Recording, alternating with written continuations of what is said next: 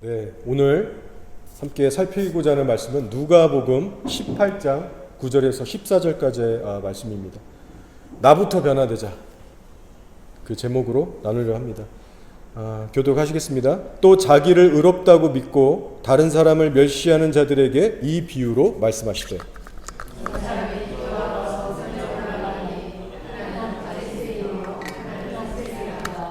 바리새인은 서로 서서 따로 기도하여 이르되, 하나님이여, 나는 다른 사람들 곧 토색, 불의, 간음을 하는 자들과 같지 아니하고 이 세리와도 같지 아니함을 감사하나이다. 나는 일에 도무지 부족하고 또 소리에 심을 하나도. 세리는 멀리 서서 감히 눈을 들어 하늘을 쳐다보지도 못하고 다만 가슴을 치며 이르되, 하나님이여 불쌍히 여기소서, 나는 죄인으로소이다 하였느니라. 이 사람이 의롭다 하심을 받고 그의 집으로 내려갔느니라. 무릇 자기를 높이는 자는 낮아지고 자기를 낮추는 자는 높아지리라 하시니라. 아멘. 요즘 마지막 때라 그런지 세상이 참 시끄럽고 어렵습니다. 뉴질랜드만 봐도 지금 코로나 때문에 웰링턴 그 국회의사당에 아주 무리들이 모여있죠. 수십일째. 맞나요? 수십일 됐나요? 한 20일 넘었던 것 같습니다. 그 와중에 성전환 치료 금지법은 쏜살같이 금세 통과가 돼버렸고요. 뉴스를 봐도 뭐 부동산 쪽도 그렇고 경제적으로도 결코 좋은 소식들이 없고, 세계 정세를 봐도 러시아 우크라이나가 지금 충돌하고 있고, 그 사이에 껴서 뭐 이란, 뭐 이스라엘, 중동이 또 몸살이를 하고 있고, 남북한에서 또 이제 남한에 이제 또 대통령 선거가 있죠. 지금 전 세계 어딜 봐도 복잡한 것뿐입니다. 그래서 우리가 늘 외적인 세상 것들만 집중하고 얘기하고 정신 팔리다가는요, 우리의 신앙생활에서 가장 중요한 핵심을 놓치고 살 수 있습니다. 자, 그런 차원에서 오늘의 말씀은 매우 중요합니다. 제목이 뭐예요? 나부터 변화되자. 나부터 변화되자. 여러분, 어차피 세상은 안 변합니다. 그거 아시죠? 세상은 안 변해요. 시간이 갈수록 더 악해질 거예요. 그러나 예수 믿는 저와 여러분은 성령 안에서 계속해서 변화되어 갑니다. 그래서 우리가 항상 잊지 말아야 할 것은 우리들의 매일의 삶의 초점이 세상이 아니라 바로 내 자신에게 맞춰줘야 한다는 것이죠. 내 자신에게. 자, 오늘의 말씀을 보시면 두 사람이 등장합니다. 바리새인과 세리에 관한 이야기예요. 먼저 이 두 사람의 공통점이 있다면 둘 다 하나님 앞에 죄인이라는 겁니다. 둘 다 지옥 갈 자들이에요. 근데 결론적으로 바리새인은 의롭다 칭함을 받지 못했고 세리는 의롭다 칭함을 받게 됩니다. 여기서 의롭게 여겨주셨다는 것은 천국에 들어가도록 허락하셨다는 거예요. 반대로 바리새인은 그럼 천국에 못 가는 겁니다. 한 명은 천국 가고 한 명은 지옥 간다는 얘기예요. 자, 그러면 의롭다 하심을 받고 못 받고의 차이가 어디에 있을까요? 바로 13절에 그 답이 나와 있는데 한번 읽어보겠습니다.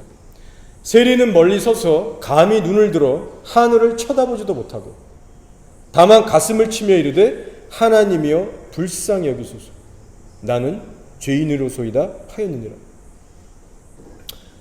지금 세리의 심령이 어떻습니까? 상하고 깨져 있고 비통해하고 있어요. 뭐 때문에? 자기의 죄 때문에, 자기의 끔찍한 죄 때문에 미쳐버리려고 하고 있어요. 예수님 당시 세리들은 진짜 악한 사람들이었습니다. 그 불법으로 정해진 세금 이상을 요구해서 착취했던 사람들인데, 자기 동족인 이스라엘 민족들에게도 그 피고름을 빼먹었던 그런 악한 자들이었어요. 그런데 어찌됐건 중요한 건 지금 그 악한 세리가 하나님 앞에서 철저하게 회개하고 있습니다. 근데 여기서 우리가 알아야 될 것은요, 단순히 어떤 불법으로 착취한 돈 때문에, 그 죄 하나 때문에 우는 게 아니라 자기의 존재 자체가 죄인임을 깨닫고 하나님 앞에 지금 애통해하고 있다는 사실이에요. 여러분, 단순한 내용 같지만 다시 한번 우리가 주목해야 될 부분이 뭐냐면요, 지금 세리가 다른 사람들의 죄 때문에 우는 게 아니라는 사실입니다. 뭐 어떤 내 이웃의 죄, 내 가족의 죄 때문에 우는 게 아니고, 혹은 뭐 이 땅이 어떻게 얼마나 악하게 돌아가는가, 세상의 불의를 보면서 우는 것도 아니에요. 바로 내 자신의 죄 때문에 가슴치며 울고 있는 겁니다. 여러분, 오늘날 이 땅의 교회들 안에서 이 세리처럼 가슴치는 교인들 혹시 많이 보셨습니까? 여러분 주변에 자기 죄 때문에 울면서 애통해하는 크리스천들 얼마나 자주 보고 계십니까? 저도 목사라서 꽤 많은 사람들을 만나지만 솔직히 안타깝게도 많은 사람들이 가슴치며 울지 않더라고요. 거의 없는 것 같아요, 그런 분들이. 여러분, 기적 중에 기적이 뭔지 아십니까? 바로 자신의 죄를 깊이 깨닫고 가슴치며 애통해 할 수밖에 없는 그 복된 심령을 갖는 것이 가장 큰 기적이에요. 그냥 귀신이 좀 나가고 뭐 치유 좀 되고 뭐 문제 해결되고 이거랑 비교가 안 되는 것이 자기의 가슴을 칠 수 있는 애통함이 임하는 겁니다. 그래서 이 세리에게 지금 성령님께서 얼마나 강력하게 역사하셨는지 자기의 가슴을 치고 뒤집어져 있는 거예요. 쉽게 얘기하면 혼자서 지금 부흥회를 하고 있는 겁니다. 성전에 와서.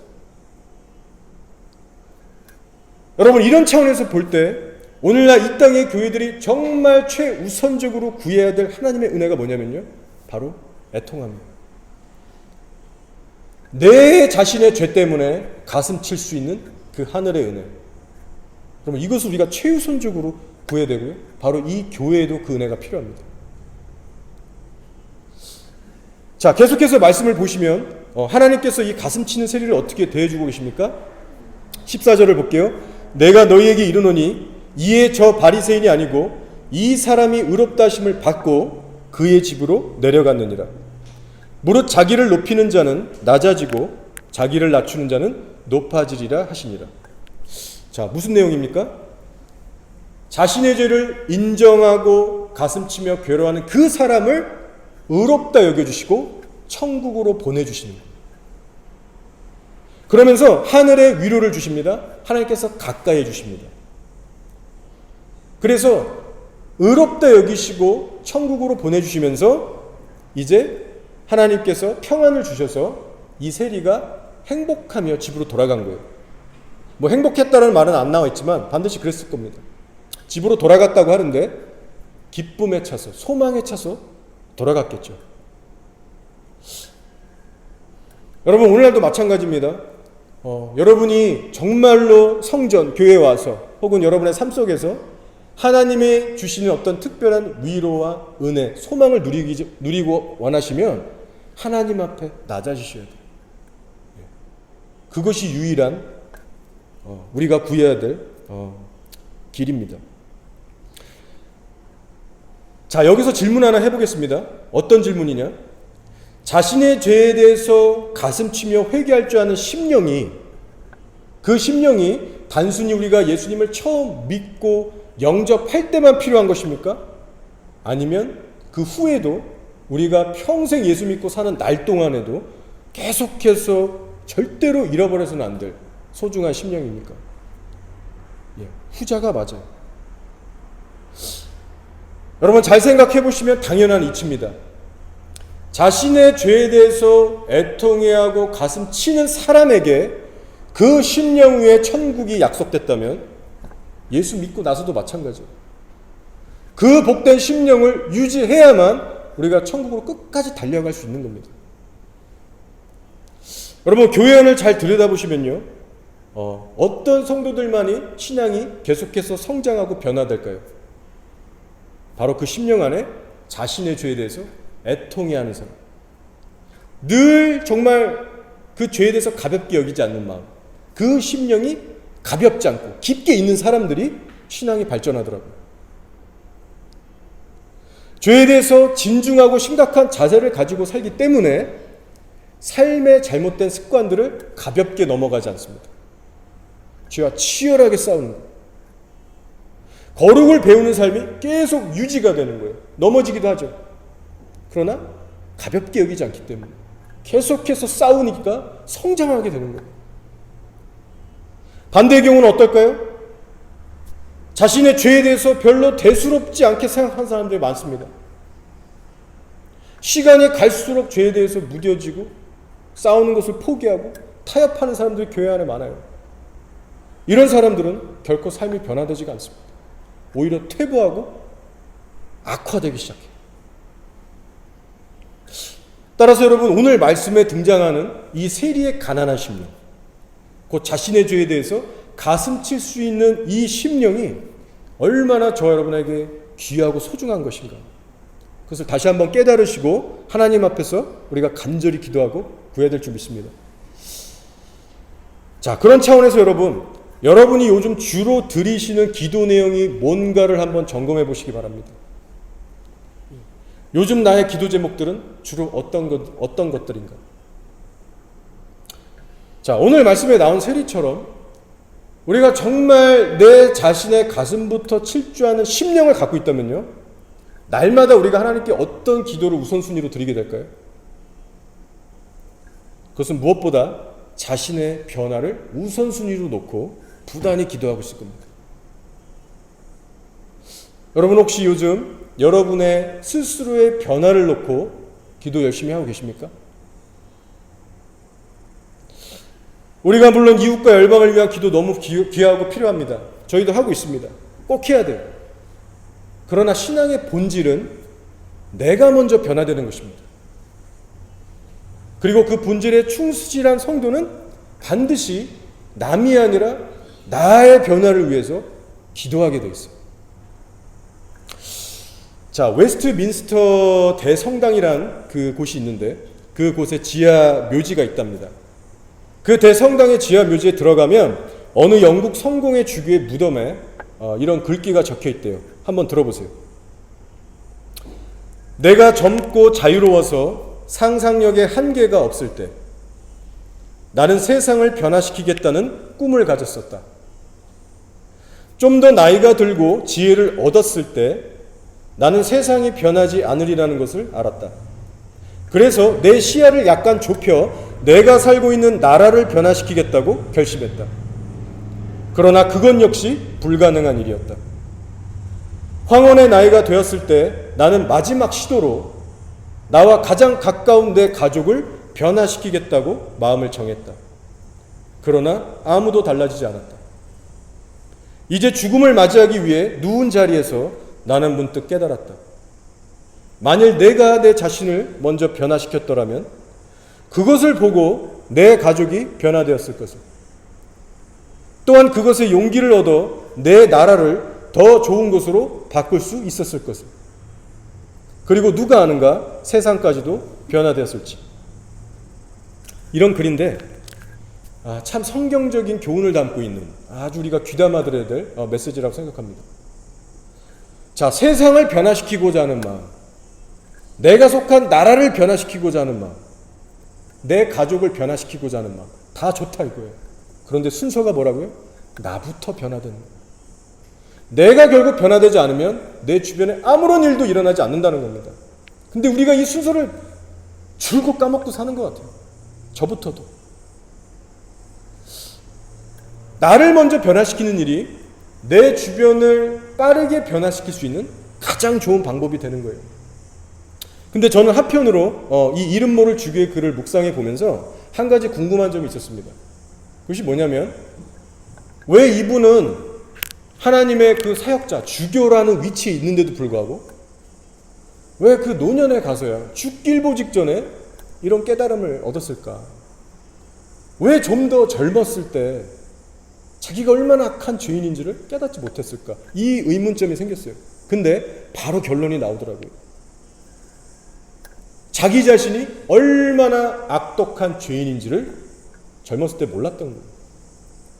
그러니까 자기가 하나님 앞에 얼마나 악한 죄인인지, 얼마나 더러운 놈인지 그것에 대한 인식이 물론 있었겠지만 깊지가 않았던 겁니다.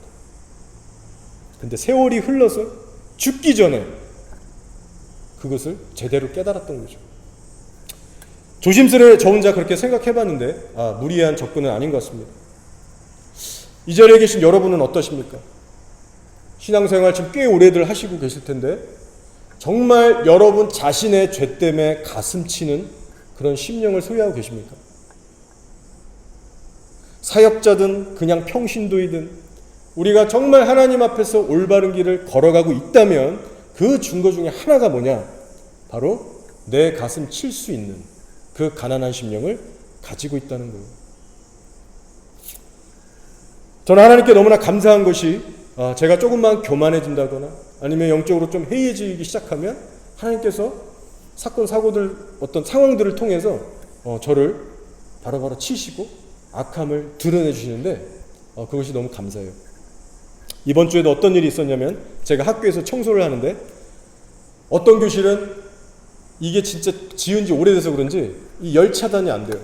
탁 열고 들어가면 사우나예요. 그래서 막 땀이 막 발끝까지 막 젖는데 그날따라 날씨가 특히 더웠습니다. 문을 딱 열고 들어갔는데 학생들이 교실 너무 난잡하게 쓴 거예요. 원래 그 교실 그 정도까지는 아닌데 그날따라 쓰레기들이 막 사방에 있는데 문제는 이 백큐으로 빨리지가 않는 그런 일일이 손으로 다 주워야 되는 이런 것들이 코너마다 안 보이는데 막 곳곳에 있는데 이거는 이제 제가 다 일일이 다 이제 앉아서 주워야 되는 거죠. 그날따라 화가 나는 거예요. 짜증이. 그래서 의자를 이렇게 살짝 치우고 구부려서 주워야 되는데 제가 발로 확 걷어찼어요. 그러면서 욕은 아니지만 아이씨까지 나왔어요. 네. 그리고 나서 구부려서 쓰레기를 딱 치우고 있는데 한 4초 5초가 지났을까요? 내가 잘못했구나. 하나님 앞에 회개를 하기 시작했습니다. 제가 여러분 앞에서 뭐 설교도 하고 거룩한 척하고 뭐 이러지만 실제 제 삶의 현장에서 그 교실 청소하다가 제가 혈기를 부리고 있더라고요. 감사한 것은 사람들이 있는 이 교회 아니었다면 제가 여기서 뭐 청소하다가 뭐 여러분에게 화냈겠습니까? 그럴 리가 없죠. 근데 아무도 안 보는 교실에서 하나님께 딱 걸려버렸기 때문에 이게 너무 감사하더라고요. 내 참을성이, 내 인격이 아직 이거밖에 안 되는구나. 청소하면서 거기 있는 학생들, 선생님들 위해서 늘 기도하지만 이거밖에 안 되는구나. 어떤 딱 한계에 부딪히는 상황이 오니까 혈기가 바로 나가는구나. 되게 좋아하시네요. 네. 그래서 제가 그 상황에 대해서 잠시라도 불평한 거, 인내하지 못한 거, 덕스럽지 못한 말 뱉은 거, 학생들에 대해서 부정적인 생각 잠시라도 한 거 바로 회개했습니다. 다행히 하나님의 은혜로 제가 잘못했구나 바로 인식은 하게 해주셨어요. 그러면서 청소하면서 기도하는 거예요. 의지적으로. 여전히 덥고 짜증도 나지만 하나님, 혹시 예수님을 모르는 학생들이 이 교실 안에 있다면 구원해달라고. 그렇게 이제 의지적으로 저도 훈련을 하고 있습니다. 그렇지만 부족한 그런 제 모습을 다시 한번 대면하게 되면서 하나님 앞에 실제로 이렇게 점점 낮아지는 그런 한 주였어요. 제 자신을 위해서 기도가 절실히 나오더라고요. 목사인데 주님 이거밖에 안 됩니다. 나를 변화시켜 주십시오. 자, 며칠 전이었습니다. 이번 주 월요일이었어요. 지난주일 여러분하고 예배 잘 드리고 그날 하루도 잘 지냈어요. 다음 날이 됐어요. 월요일날 아침이었죠. 아내하고 말다툼이 좀 일어나면서 마음이 또 상해있는 일이 있었습니다. 무슨 일이냐면 아내보다 제가 영어를 아무래도 좀 더 잘하니까 집안의 모든 그 영어 관련 행정일은 제가 다 해요. 근데 이게 밀려올 때가 있잖아요. 뭐 이렇게 일이 계속 많은지 꼬이고 이렇게 좀 부탁해도 제대로 잘 안 되고 이게 스트레스가 오더라고요. 어느 순간 이런 건 좀 아내가 좀 알아서 잘 해줬으면 좋겠는데 이게 부딪히고 답답하고 아쉬운 마음도 있고 대화로 풀어보려고 하는데 잘 안 되고 사실은 아내도 뭐 나름대로 열심히 노력했어요. 제가 알죠. 너무나 감사한데 그 아내도 실제로 이제 스스로 쌓이는 게 있었겠죠. 어쨌든 그러다가 서로 이해를 잘 못해서 오고 가는 말이 좀 좋지 않았고 이제 기분이 상하게 된 겁니다. 주일날 예배 잘 드리고 좋았는데 다음날 오전에 바로 그런 일이 벌어진 거예요. 네. 사단이 절대 가만히 안 있죠. 월요일 아침부터 심령이 괴롭고 답답해지더라고요. 그래서 그날 오후에 제가 부모님 집에 잠깐 뭐 할 일이 있어서 잠시 들를 일이 있었는데 그 일을 끝내고 그냥 잽싸게 집에 갔으면 됐는데 허 권사님하고 잠시 이런저런 대화를 했습니다. 근데 저도 모르게 그만 아내에 대한 원망을 토로하게 된 거예요. 얘기하게 된 거예요. 제일 꼴불견이잖아요. 남자가 친정에 가서 그 시댁의 그 친정의 그 부모에게 얘기하는 게. 근데 본의 아니게 제가 아내의 흉을 보는 거예요. 물론 하면서도 제가 성령 안에서 최대한 단어 절제하고 필요한 것만 얘기하려고 노력은 했죠. 의식하고.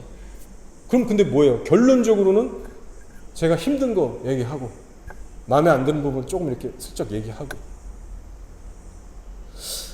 돌아서서 집으로 오는데 후회하게 되더라고요. 아, 그냥 말하지 말걸. 내가 왜 그랬을까? 아내에게도 미안하고 하나님한테도 죄송하고 부모님에게도 덕이 안 되고 내가 왜 그랬을까?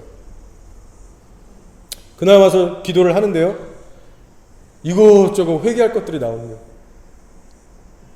아내하고의 다툼에 대해서도 당연히 회개했고 그걸 또 남에게 가서 얘기한 것도 회개했고 기도하면서 점점 더 선명하게 깨달아지더라고요. 아, 하나님 앞에서 내가 잘못했구나. 아내 입장을 더 헤아려지 못한 거, 더 품지 못한 저를 보게 하시는데, 그거에 집중하게 하시는데, 그때 확실하게 제 안에 완악함과 마주하게 되더라고요. 사랑하기 싫어하고, 참기 싫어하고, 용납하기 싫어하고, 희생하기 싫어하는 저의 완악함을 제가 딱 보게 되는데, 이제 거기에 집중이 되기 시작합니다. 그러면서 하나님 나를 변화시켜달라고. 나 이거밖에 안 된다. 저에게 집중하면서 기도를 하게 시키는 거예요, 성령님이. 그러면서 내가 하나님 앞에서 어떠한 존재인가, 내가 얼마나 많이 변해야 될 자인가, 그 마음이 들기 시작하면서 제 자신에 대해서 절망하기 시작했어요. 남의 죄가 아니라 제 자신에게 초점이 그렇게 맞춰지면서 제 자신의 미성숙함과 완악함에 절망을 하기 시작하는데요. 여러분, 놀라운 것은요, 그때부터 아내를 향한 미움, 짜증, 낙심, 절망, 이런 것들이 사라지기 시작하는 거예요. 정말 말끔히 사라졌습니다. 제가 과장하는 게 아니라 실제로 그랬습니다. 기도의 초점이 제 자신의 죄에 대해서 맞춰지기 시작하면서 제 자신에 대해서 절망을 하기 시작하니까 이웃을 향한 원망이 사라지기 시작합니다. 오히려 상대를 불쌍히 여길 수 있는, 아내를 불쌍히 볼 수 있는 주님의 마음도 부어주시더라고요. 그래서 실제 제 속사람이 그렇게 회복돼서 부드러우기 시작하니까 제 나가는 말과 표정이 다르겠죠. 그런 영향을 아내가 받더니 아내도 풀어지기 시작하고 자녀들까지도 그 영향을 받게 되더라고요. 가정 영적 기류가 변화되는 거예요. 그래서 제 안에 결심이 다시 한번 서게 됐습니다. 아, 그래, 앞으로 내가 변화되는 것에 초점을 맞춰 나가자. 남이 변화되는 것을 기다리기 전에 안 와요. 그 순간 내가 차라리 빨리 변해서 내 가정, 내 이웃을 천국으로 만들어보자. 그 결단이 주님 안에서 서면서 기쁨과 확신을 누리게 됐습니다. 혹시 여러분 가운데도 저는 모르지만 혹시라도 부딪히는 어려운 관계들로 인해서 여러분의 마음이 상하고 어려우실 수 있어요. 그렇지만 어렵더라도 한번 여러분 자신에게 죄의 초점을 맞춰보시기 바랍니다. 우리 사람인지라 100% 잘한 사람 아무도 없을 거예요. 그렇다면 하나님께서 분명히 여러분에게도 분명히 깨닫게 하시는 죄들이 있을 것이고, 그 죄 앞에 겸손하게 가슴치며 회개하는 자세로 나아갈 때 하나님께서 반드시 위로와 회복으로 일으켜 주실 겁니다. 제가 가만히 그 위대한 성자들, 우리 박보영 목사님도 그러하시지만 위대한 이 하나님의 사람들, 성자들을 살펴보니까요, 한 가지 공통점이 있는데, 그것이 뭐냐면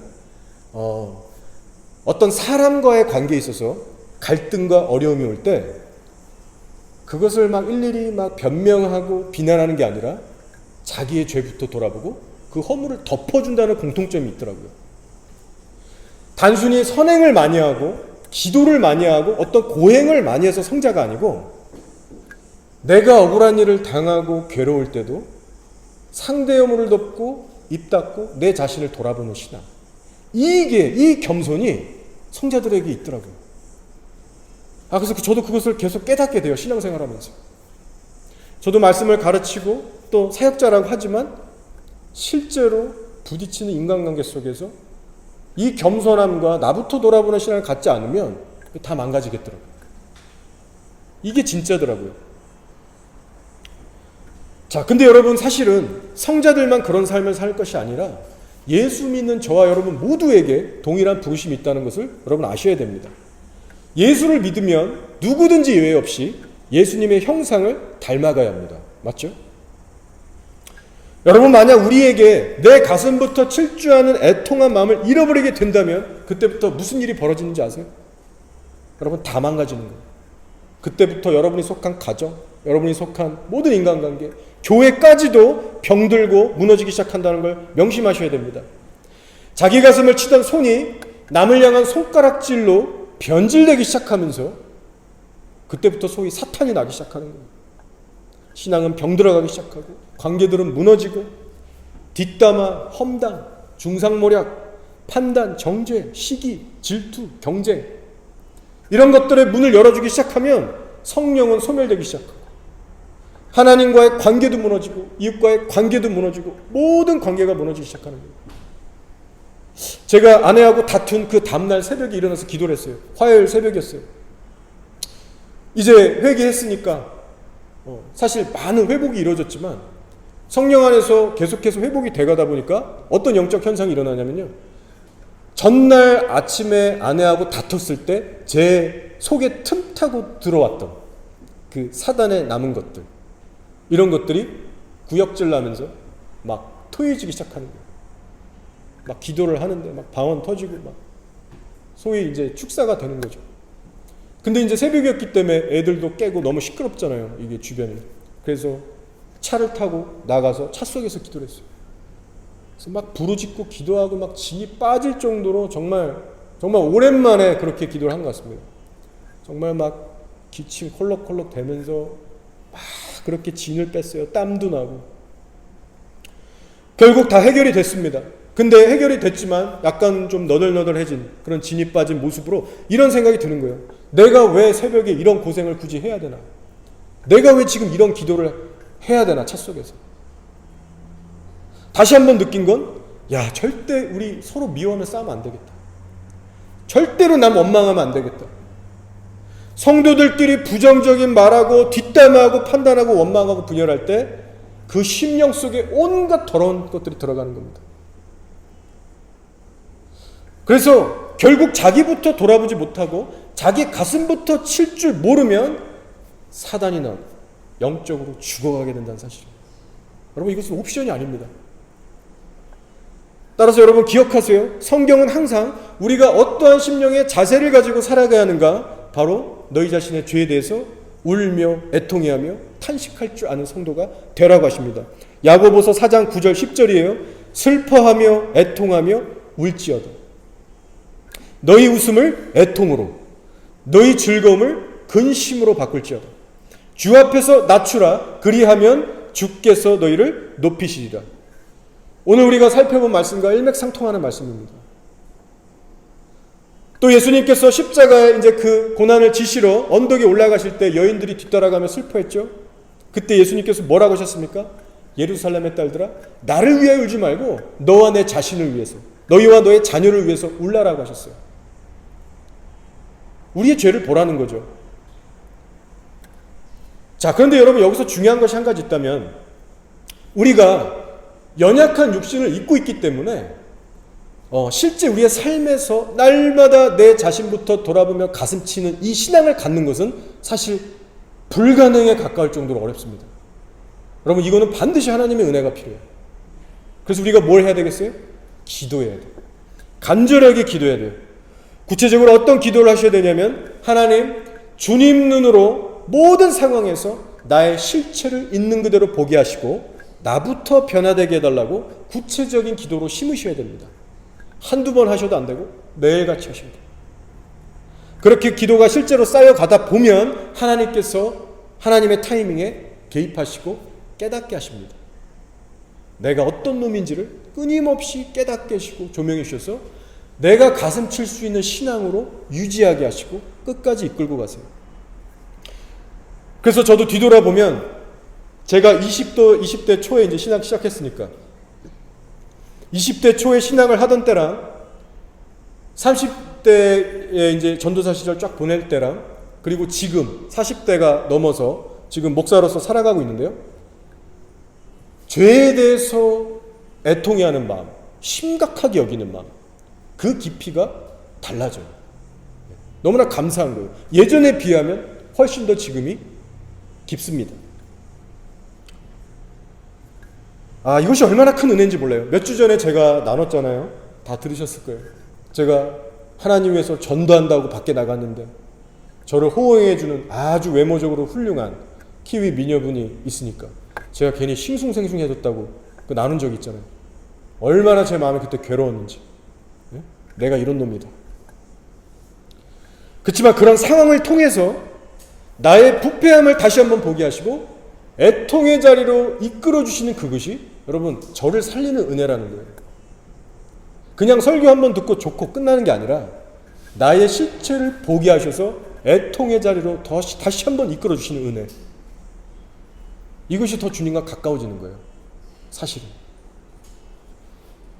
근데 여러분이 아셔야 될 것은 기도가 없이는 많은 경우에 그저 인간적으로 지나치게 된다는 겁니다. 자, 여러분, 제가 설교를 이렇게 하나 준비하려고 해도요, 하나님 앞에 무릎 꿇고 기도하고 말씀 묵상하고 정말 하나님만 바라보는 그 시간이 필요해요. 그래야 성령님이 영감을 주셔서 저도 이렇게 풀어지는 거예요. 자, 하다못해 이웃과 열방을 위해서 중보기도하는 것도 마찬가지입니다. 남을 위해서 기도할 때도 성령을 의지해서 성령이 주시는 구체적인 감동과 제목을 가지고 기도하는 거예요. 거기에도 영감이 필요한 거예요. 자, 하물며 나의 은밀한 죄에 대해서 내가 어떤 놈인지를 구체적으로 깊게 깨닫기 위해서 성령님의 영감이 필요하지 않겠습니까? 기도 없이 안 되는. 여러분 늘 기도로 심으셔야 됩니다. 여러분 신앙의 핵심이란 무엇인가 한번 잘 생각해 보세요. 신앙의 핵심이라는 것은 결국 무엇이냐? 하나님의 렌즈를 통해서 나의 실체를 깨닫고 깨닫는 것뿐만 아니라 더 나아가서 하나님의 말씀을 배우고 순종하는 데 있어요. 그래서 사실은 그 차원에서 보면 우리가 지금 남의 죄 걱정할 때가 아니고요. 세상이 어떻게 돌아가든 그거에 지금 신경 쓸 때가 아니에요. 우리 삶의 매일의 초점이 어디 가야 되냐? 바로 나와 하나님과의 1:1 관계. 이것이 굳건하게 서야 될 필요가 있습니다. 그렇기 때문에 만약에 여러분이 성령 안에서 여러분의 악한 실체에 대해서 깨닫지도 못한다. 가슴 치지도 못한다. 근데 하나님에 대한 성경 지식은 늘어나고 선행은 늘어나고 무조건 기도만 많이 한다? 여러분의 삶에 일어나는 사건, 사고들을 통해서 하나님이 무엇을 말씀하는지 인식이 전혀 안 된다. 여전히 교회만 다닌다. 여러분 만약에 이런 분이 계시다면 영적으로 지금 아예 죽어있는 거예요. 극히 위험한 상태인 거예요. 자, 오늘 말씀에 나오는 바리새인이 꼭 그런 상태였습니다. 자, 오늘 본문을 보시면 바리새인은 자기 죄 때문에 결코 눈물 한 방울 흘리지 않습니다. 자기 죄 때문에 가슴 한번 치지 않아요. 자, 11절 12절을 읽을게요. 바리새인은 서서 따로 기도하여 이르되 하나님이여 나는 다른 사람들 곧 토색은 뭐예요? 강압적으로 어떤 물건이나 돈을 이렇게 탈취하려는 그런 어떤 못된 거죠. 불의 간음을 하는 자들과 같지 아니하고 이 세리와도 같지 아니함을 감사하나이다.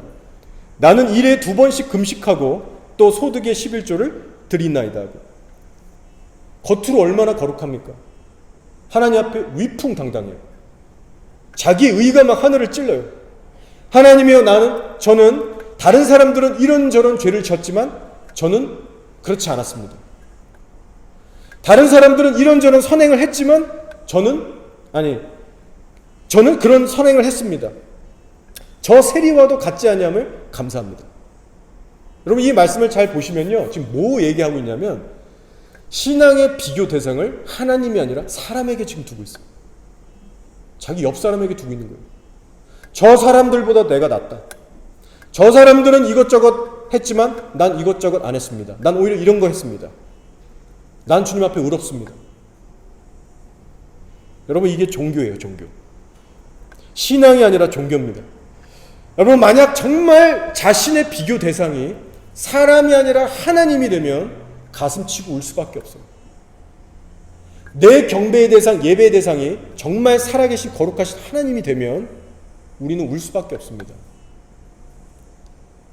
그러나 바리새인은요, 하나님에 대한 지식은 많았을지 몰라도 실제 삶에서 거룩하신 하나님께 맞닥뜨려서 깨져본 적이 없기 때문에, 하나님의 잣대로 자기를 본 적이 없기 때문에 평생 영적 소경으로, 평생 영적 문둥병으로 살다가 가슴 한번 치지 못하고 지옥으로 가는 자들이에요.